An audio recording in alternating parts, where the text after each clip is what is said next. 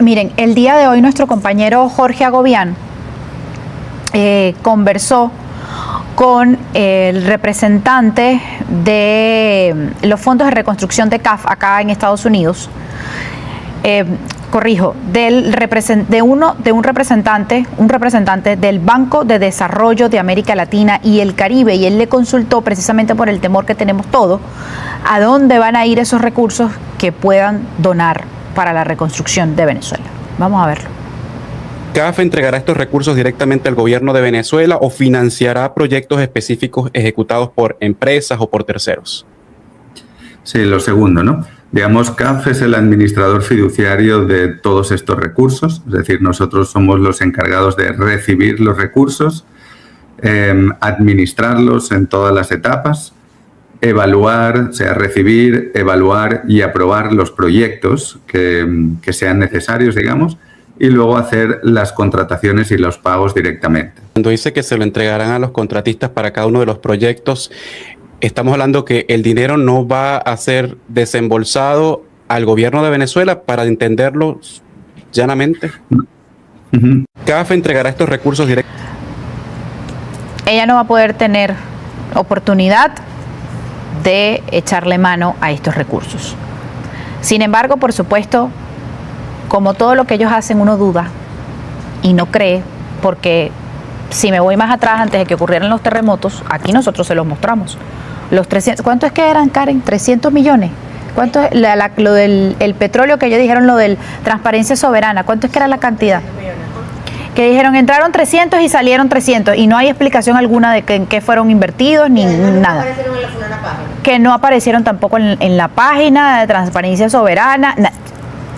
Imagínense ustedes cuando empiece realmente a entrar esa inversión, la duda que tenemos todos los venezolanos, y más después de ver a la señora pidiendo el oro que tiene en Inglaterra. Como leí por acá en uno de los comentarios, es decir, ella pidiendo el oro que está en Inglaterra para volverlo a meter en maletas y regalárselo a otras personas.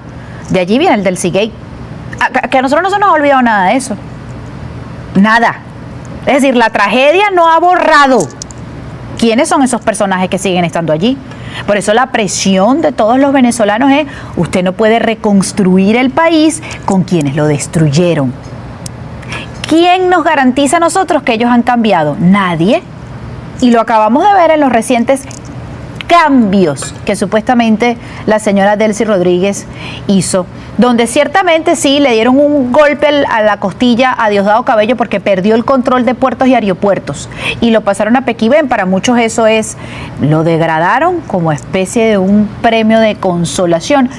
Pero es que aquí el problema no es que se lo hayan quitado a Diosdado, es que se lo quitaron a Diosdado y se lo dieron a otra fracción de ellos. Es lo que pasó, por ejemplo, con el tema en la Fiscalía y la Defensoría del Pueblo. Sí, sacaron a Tarek William Saab, pero pusieron a este señor que es literalmente el monigote de Delcy.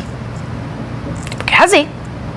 Entonces, no hay cambio. ¿Entiendes? Tú lo que estás viendo es que ellos empiezan como a cambiar piezas, pero es decir, no hay incluso como, yo me atrevería hasta a decir, chico, que pareciera incluso hasta acuerdos entre ellos mismos. Miren a Vladimir Padrino López, lo sacaron del Ministerio de la Defensa, pero tranquilo, yo te voy a colocar de nuevo en algún lugar, no te preocupes. Entonces es como un juego de ajedrez en donde realmente no están haciendo una jugada real para cambiar el tablero. Es como el movimiento del peón, hacia adelante y hacia atrás. Eso es lo que están haciendo. Y como para tratar de dar a entender de que hay una intención de cambio. Mentira, mentira. Ellos están reacomodando todo de nuevo. Por eso no hay confianza, por eso hay presión. Por eso queremos que esta gente salga, incluso con más urgencia aún después de estos 2 terremotos. Porque ya hemos visto la manera de la forma en que respondieron ante la tragedia. Miren la historia que nos mostró nuestro compañero Joan Álvarez, un general que no le dio la gana de utilizar el tema de la maquinaria pesada para poder ayudar a sacar eso. Y como ese caso, hay cualquier cantidad cuando uno va a La Guaira. Lo podemos ver en los distintos reportes de los periodistas que han estado en el terreno. Y la denuncia sigue y sigue y sigue. Se sigue hablando del tema de las caletas allá y de la preocupación real de que tiene ese ejército de Delcy. No es en ayudar a los venezolanos, sino es de recuperar la vagabundería que deben tener allí, por decirlo de alguna manera. Y por eso me quiero referir al tema de lo que significa la corrupción versus la cantidad de cifras que puede tener una tragedia debido precisamente a la corrupción. El trabajo es del periodista Ernesto Andrés Fuenmayor y él dice, por ejemplo, en Haití hubo un terremoto de 7.0 que dejó 200.000 muertos. En Nueva Zelanda, el mismo terremoto, de la misma magnitud, 0 fallecidos. 0 fallecidos. Vamos a ver la explicación. La corrupción mata, está científicamente comprobado. En 2010 hubo 2 terremotos de la misma magnitud, 7,0. En Haití el terremoto dejó 200.000 muertos. En Nueva Zelanda, 0. La revista Nature, una de las más respetadas de la comunidad científica, publicó la explicación en 2011 en un artículo llamado La corrupción mata. Los investigadores revisaron 30 años de terremotos. El 83% de los muertos estaba en países extraordinariamente corruptos. Quizás el hecho más duro es que puedes predecir la cantidad de muertes dependiendo del nivel de corrupción que había en ese país el año en que se llevaron a cabo las construcciones. El temblor entonces te pasa la factura de lo que se hizo mal ese año porque los reales se lo llevó una gente que no debía llevarse los reales. Venezuela es, después de Somalia, el país más corrupto del planeta Tierra según Transparencia Internacional. Tengo una semana trabajando en lo que es el trabajo periodístico más extenso que he hecho en mi vida. Ahí puedes ver el vínculo directo que hay entre la corrupción del régimen venezolano y sus aliados de los últimos años, devastadora magnitud del terremoto. Lo consiguen en mi perfil. Eso es un resumen. Vayan al perfil de Ernesto Fuenmayor. Lo dije bien, ¿verdad? Sí, Ernesto Andrés Fuenmayor, no me vaya yo a equivocar acá. Del colega periodista y del trabajo que está haciendo. Hablando precisamente de la corrupción y de todo. ¿Ustedes saben de qué están pendientes en Vargas? ¿Ustedes vieron por fin al gobernador, al alcalde? ¿Lo llegaron a ver? ¿Han visto? Claro, cuando salió hace 2 días, cuando salió lo del el cementerio improvisado. ¿Cuál de los dos? ¿El gobernador o el alcalde? El gobernador. Que primera vez en mi vida. ¿Que lo ves? Que lo veía. Y ese fue de muy despedida. Ponme acá comerciantes de la denuncia que están haciendo los comerciantes en La Guaira. Lo tomo del Nacional. Comerciantes del estado, Dios mío, del estado Vargas, denunciaron que la alcaldía de Vargas mantiene el cobro de impuestos y la exigencia de declaraciones de actividad económica a pesar de la emergencia que causaron los terremotos del pasado 24 de junio. Esto es que te importa a ti el pueblo. El pueblo está en escombros, literalmente. Los propietarios de los negocios rechazaron la medida yo diría que incluso hasta el régimen municipal, el cual otorgó una prórroga hasta el 15 de julio para cumplir con las obligaciones fiscales. Es decir, a mí no me importa que tú hayas perdido tu casa, pero tú igual pagas. A mí no me importa que te hayas quedado sin negocio, tú igual pagas.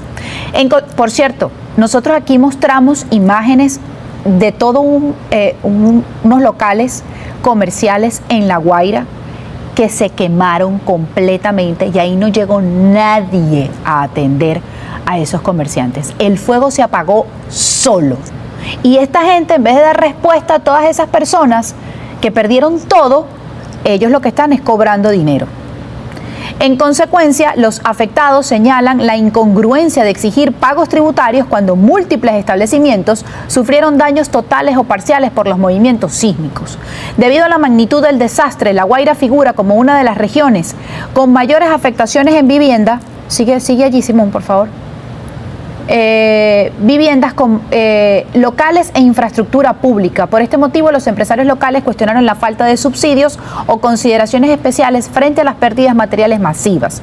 Un comerciante damnificado de la zona declaró la gravedad de la situación actual y, entre comillas, es decir, citan exactamente lo que dijo la persona: la mayoría de los negocios guaireños fueron devastados por los 2 terremotos y en vez de apoyarnos nos están obligando a pagar sin tener con qué.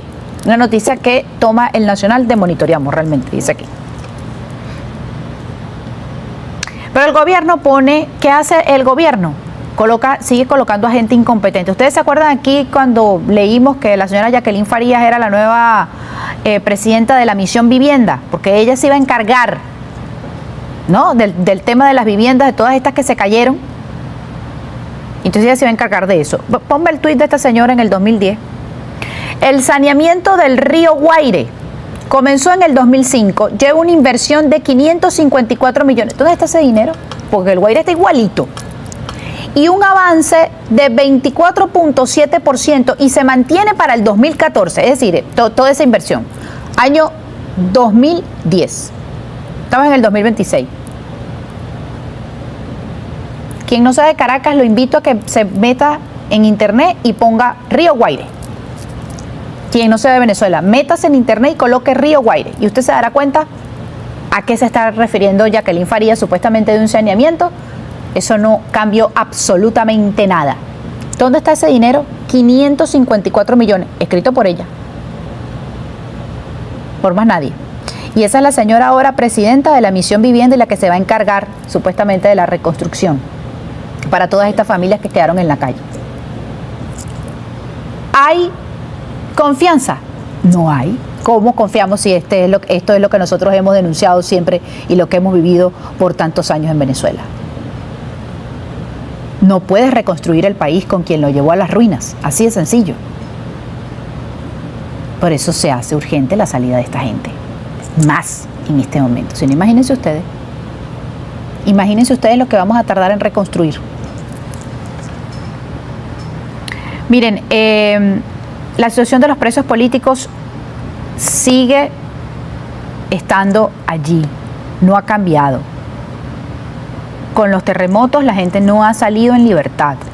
Todos siguen enfrentando procesos, a los que salieron, los que tienen medidas cautelares, otros siguen teniendo casa por cárcel, algunas liberaciones se han dado, pero todavía queda un grupo importante de presos políticos tras las rejas.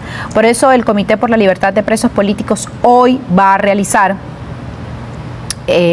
una concentración en el Rodeo 1, sobre todo por la situación que se enfrenta en el Rodeo 1, incluso el tema de la infraestructura en el Rodeo 1. Esto es el día de hoy a las 6 de la tarde.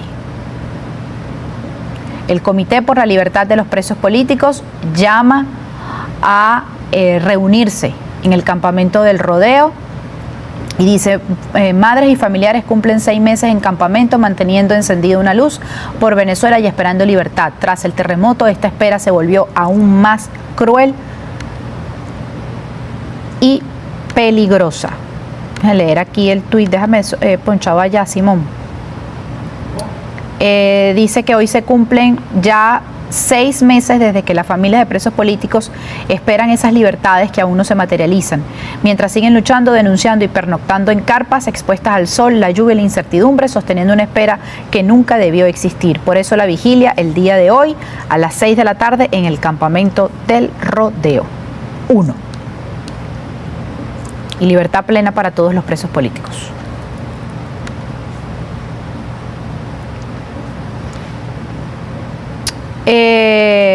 La Organización Panamericana de la Salud la denuncia.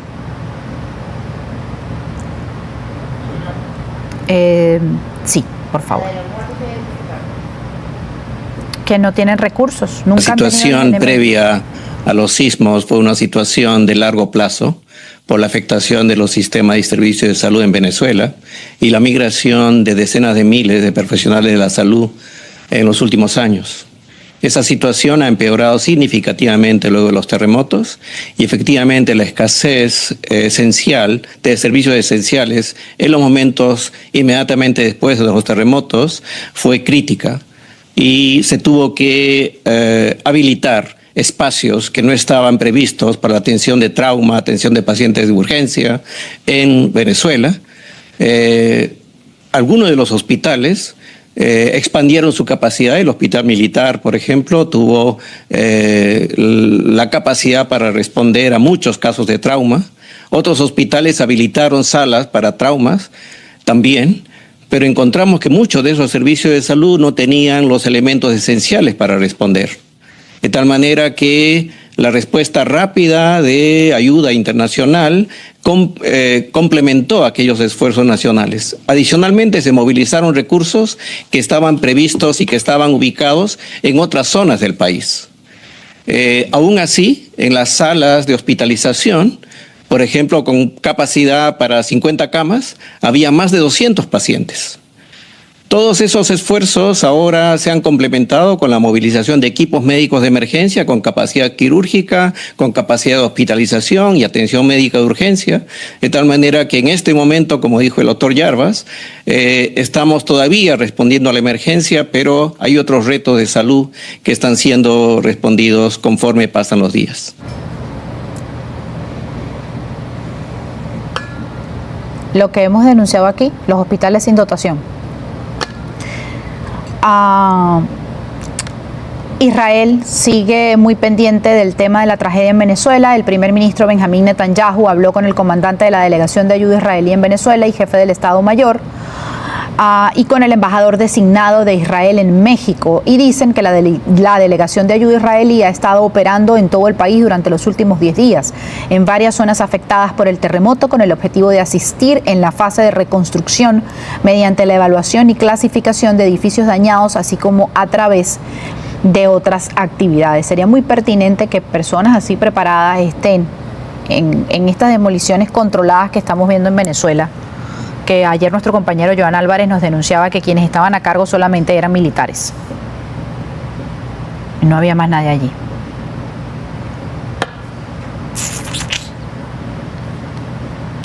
Miren, hay una campaña que está haciendo en este momento los grandes medios en Colombia, precisamente en solidaridad por Venezuela, para ayudar por estos terremotos. Se llama Todos por Venezuela en Colombia, nuestros hermanos colombianos. Creo que es una lámina, Simón, que tenemos acá.